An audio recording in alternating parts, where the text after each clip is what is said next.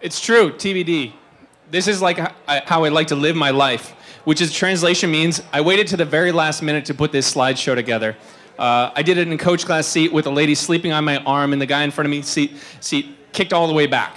And the funny thing about the presentation is that I knew I was going to talk about architecting happiness. So I'm the most pissed off person on the planet writing about how we architect happiness. And I'm normally a right-handed drinker, so I'm going to set this down.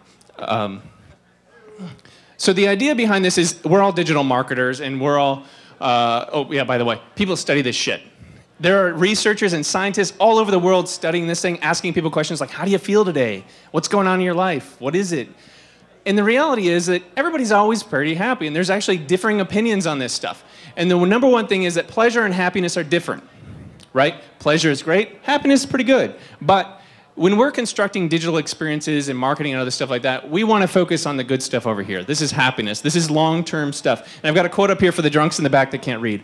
We sometimes need to take a step back from the pleasure and address happiness, which is more wholesome, long-lasting experience in which pleasure is just a small part of. And this comes from game design, like World of Warcraft, alternate reality gaming, and other stuff like that. So the reality is that happiness is born from social connection. So people in the back, happy. People in the front, whatever.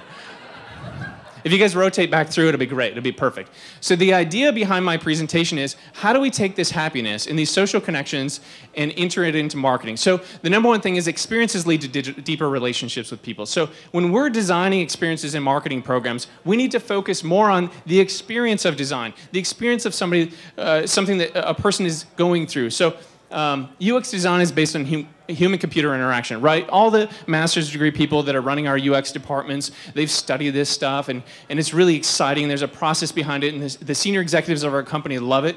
But the reality is, wait for it, we're not computers. We shouldn't act like it. We shouldn't talk like it.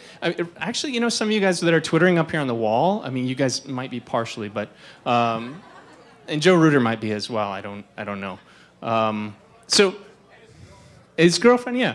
So what does this really mean? So that's kind of the big part, because I always like to leave a little takeaway from these presentations, because otherwise people are like, who the fuck is this guy and what is he talking about? There's actually a point to this. Wait for it. It'll be legendary, I swear. I played laser tag on Saturday. That was awesome. User-centered design is flawed. It's wrong because it does treat our users like they're idiots, and they're not. I mean, they've been on the internet for a long time.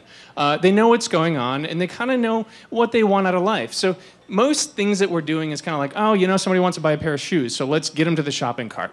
You know, and that's a good metric, but the reality is human-centered, human emotion is not a statistical metric. Sure, your profit margin is nice when somebody buys a pair of shoes, but all the women in this room, and some men, realize that there's an emotional connection to that shoe purchase. So how do we enter that into marketing, right?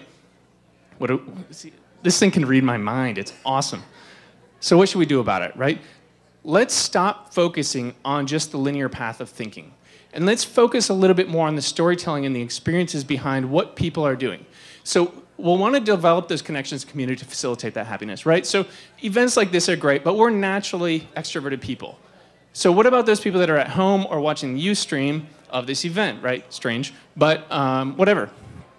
Let's become storytellers and focus on building those experiences. When somebody comes to a website or does a marketing program or whatever like that, you need to focus on what their experience is and their long-term storytelling. So something like Zappos, Nike, Apple, these guys do it. So when people feel that they can trust the system and the reliability of their own actions to safely produce lasting results, they engage life much more positively. The simple word for this is hope, right? We want people to hope and aspire for bigger, broader things. And this thing seems to work. There's kind of a guy that kind of focused on hopes. Like for the first 16 months of the campaign, we didn't know what the hell this guy was talking about. But it just made us feel good, and that was awesome. And there's also a few other people that are focusing on this. Bhutan has, instead of a GDP, they have a gross national happiness. Of course, they also have a $250 a day visa to visit their country, so I think I know where the source of their happiness comes from. So what do we do about this, right? So that's what we're all here today. I want you to do some homework. I want you to take out your cell phones, and I want you to text your parents, a friend that you haven't talked to in a long time, and just tell them hello. Simple message, say, I was thinking about you tonight. I want to say hello. For you drunk people, stay away from ex-boyfriends and girlfriends. Seriously, it can do no good. So Let's keep architecting these happiness experiences. Let's continue to sort of expand the way we think about creativity and stop thinking about users as idiots and computers and really start becoming storytellers. Thank you.